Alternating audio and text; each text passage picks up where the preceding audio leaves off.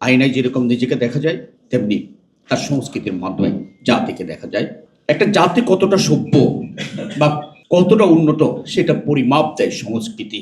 ওই দেশের সংস্কৃতি দেখলে বুঝবেন সে কি আফ্রিকা জঙ্গলে বাস করে নাকি সভ্য দেশে বাস করে।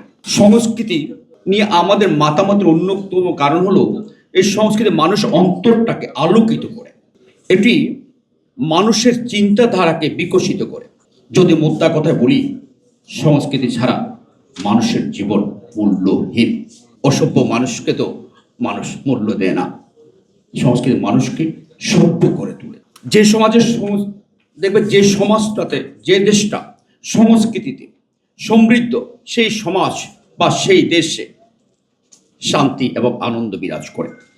এই জন্য বলেছিলাম যে সংস্কৃতি মানুষের অন্তরকে আলোকিত করে। আমরা যদি একটা জিনিসের দিকে তাকাই, দেখবেন পশু এবং মানুষের মধ্যে যে পার্থক্য, সেটা যদি আমরা চিন্তা করি তাহলে আমরা দেখব পশুর পরিচয়, তাদের জীবনবোধ সবসময় একই রকম থাকে, কিন্তু মানুষ তার সমাজকে নিয়ে সামনে এগোয়, পূর্বের চেয়ে উন্নতর ও সভ্য হয়। হাজার বছর পূর্বে পশু যা খেত আজও খাদ্য পানীয় বাসস্থান অবিকল আছে, কিন্তু মানুষের সেটা নেই। মানুষ অনেক এগিয়েছে। একসময় মানুষ বস্ত্রহীন ছিল, এরপর গাছের ছাল, পশুর চামড়া এবং পাতা ব্যবহার করত পোশাক হিসেবে। এখন মানুষ সুন্দর সুন্দর পোশাক পরে।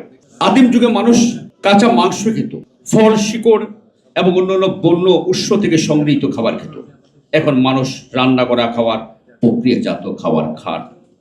সামনে এগুলোর যে প্রক্রিয়া, এটি হলো সংস্কৃতি। এটা ভালো করে আমাদের দর্পণ ভাই ভালো বলতে পারবেন। তাই আমি যে একটু আগে বলেছিলাম, সংস্কৃতি মানুষকে সভ্য করে। মনে রাখবেন, খনির স্বর্ণ আর অলংকারের স্বর্ণ কিন্তু এক নয়, উভয়ের মাঝে একটা পার্থক্য আছে।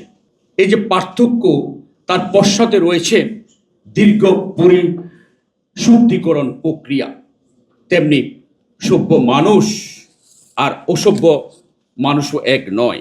এই পার্থক্যের মূলে থাকে একটি বিশুদ্ধকরণ প্রক্রিয়া। সংস্কারের এই ক্রিয়াশীল প্রক্রিয়াটিকে বলা হয় সংস্কৃতি।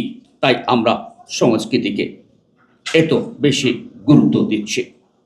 অধ্যাপক ডক্টর পবিত্র সরকার, যিনি রবীন্দ্র ভারতী বিশ্ববিদ্যালয়ে বিসি ছিলেন, বাংলাদেশের মানুষ, তিনি বলেছেন মানুষ আসার আগে পৃথিবীতে যে অবস্থা ছিল, আদিমকালের কথা বলছি, আসার আগে যে অবস্থায় ছিল আর মানুষ আসার পরে যে অবস্থা দাঁড়ালো, এই দুইয়ের তফাতই হচ্ছে সংস্কৃতির তফাৎ।